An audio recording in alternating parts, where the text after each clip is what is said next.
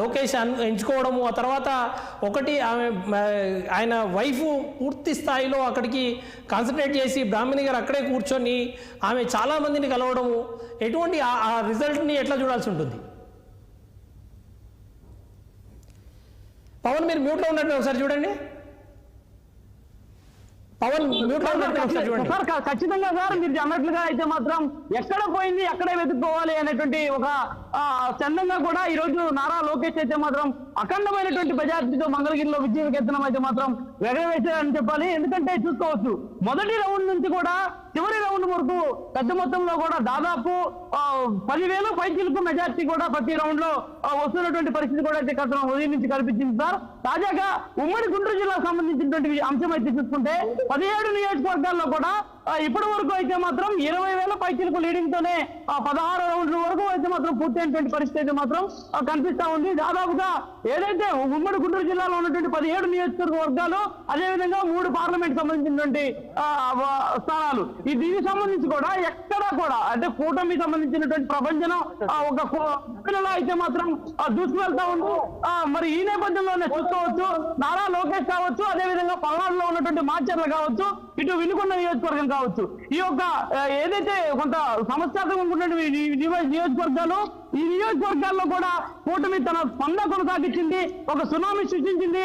దాదాపు 30,000 పైచీలకు ఓట్ల మెజార్టీతోనే మాచర్లలో అయితే మాత్రం జోలకంటి బ్రహ్మానందరెడ్డి విజయకేతనం ఎగరవేశారు. మరోవైపు అదేవిధంగా కూడా వినుకొండ నియోజకవర్గంలో చూస్తున్నట్టయితే 26,000 ఓట్ల మెజార్టీతో ప్రస్తుతం 17 రౌండ్లో జీవి ఆంజనేయులు కొనసాగుతున్నటువంటి పరిస్థితి మాత్రం కనిపించింది. ముఖ్యంగా అమ్మటి రాంబాబు జలవనరుల శాఖ మంత్రిగా ఉన్నటువంటి కొత్తపల్లి నియోజకవర్గంలో చూస్తున్నట్టయితే దాదాపుగా 35,000 పైచీలకు మెజార్టీతో కన్నా లక్ష్మీనారాయణ అత్యధిక మెజార్టీతో చూసుకోవాల్సినటువంటి పరిస్థితులు అయితే మాత్రం కనిపిస్తా ఉన్నాయి.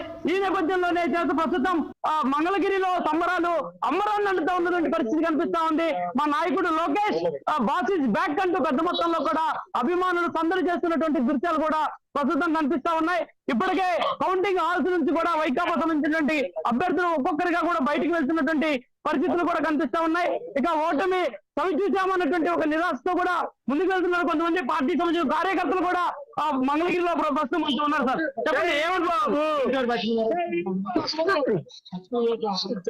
చెప్పండి ఎలా అనిపించింది? రావణ కష్టం పోయింది, రామరాజ్యం వచ్చింది. ఒక్కొక్క నా గుడికు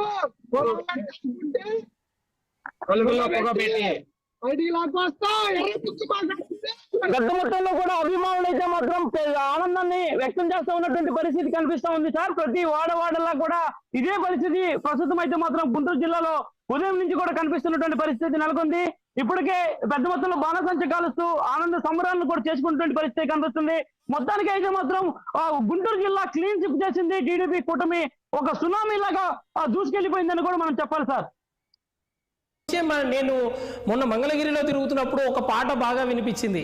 ఎక్కడైతే ఓడిపోయాడో అక్కడ గెలిచి నిలబడకపోతే వాడు లీడర్ ఎలా అవుతాడ్రా అంటూ ఏదో ఒక పాట నేను పూర్తిగా వినలేదు, కానీ ఓడిపోయిన చోటే మళ్ళీ నిలబడి గెలిచి నిలబడకపోతే వాడు లీడర్ ఎలా అవుతాడు అనే ఒక కోణంలో ఒక పాట వినిపించింది. ఏంటి అంత కాన్ఫిడెంట్ గా అప్పట్లో ఎందుకు ప్రచారం చేసి ఉంటారు? అంటే ఖచ్చితంగా కూడా మంగళగిరి నియోజకవర్గానికి సంబంధించినటువంటి అంశంపై కూడా నారా బ్రాహ్మణి మొదటి నుంచి కూడా ఒక ప్రపంచం సృష్టించే విధంగా ఆమె ప్రజలతో మమేకం అవుతూ ఉన్నారు. ప్రతిరోజు కూడా ఉదయం 5 గంటల దగ్గర నుంచి సాయంత్రం 6 గంటల వరకు కూడా కష్టపడి పనిచేశారు. దాదాపుగా ఏదైతే నియోజకవర్గంలో ఉన్నటువంటి అన్ని గ్రామాల్లో కూడా కలిగి తిరిగారు. ఎక్కడ ఎలాంటి పరిస్థితులు ఉన్నా కూడా వాటన్నిటిని ఎక్కడికక్కడ సమరస్యం చేసుకుంటూ కూడా ముందుకు నడిచారు. అదేవిధంగా మీరు అన్నట్లుగా ఒక పాటను కూడా ఎక్కడ పోయిందో అక్కడే వెతుక్కోవాలి రే అనేటువంటి ఒక ఏదైతే నల్గొండ గద్దర్తో పాటించినటువంటి ఈ సాంగ్ అనుసరిస్తూ కూడా ముందుకు వెళ్ళినటువంటి పరిస్థితి కనిపించింది. సో ఈ నేపథ్యంలోనే ఈ రోజు అయితే మాత్రం నారా లోకేష్ నిజంగా ఎక్కడైతే పోగొట్టుకున్నాడో అక్కడే తిరిగి మళ్ళా అఖండమైనటువంటి మెజార్టీ అయితే మాత్రం సాధించినటువంటి పరిస్థితి అయితే మాత్రం కనిపించింది. ఈ నేపథ్యంలోనే ప్రస్తుతం సంబరాలు అయితే మాత్రం అంబరాన్ని అంటున్నటువంటి పరిస్థితులు కూడా కనిపిస్తా ఉన్నాయి sir. Right Pawan, thank you. అయితే ఒకసారి మనం చూసుకుంటే ఇప్పటికే పూర్తి స్థాయి సెలబ్రేషన్స్ మూడ్లోకి వెళ్ళిపోయినట్టుగా కనిపిస్తుంది. చంద్రబాబు నాయుడు కుటుంబం, అదేవిధంగా పవన్ కళ్యాణ్ కుటుంబం కూడా పూర్తి స్థాయిలో సెలబ్రేషన్స్ మూడ్లోకి వెళ్ళిపోయినట్టుగా కనిపిస్తుంది. ఇప్పటికే మనం ఫొటోస్ చూస్తున్నాం. ఫొటోస్ స్క్రీన్ మీద మనం ఒకసారి పీసీఆర్ టీం ఒకసారి ప్లే చేసి చూస్తే మనకు కనపడుతుంది. ఒకసారి చంద్రబాబు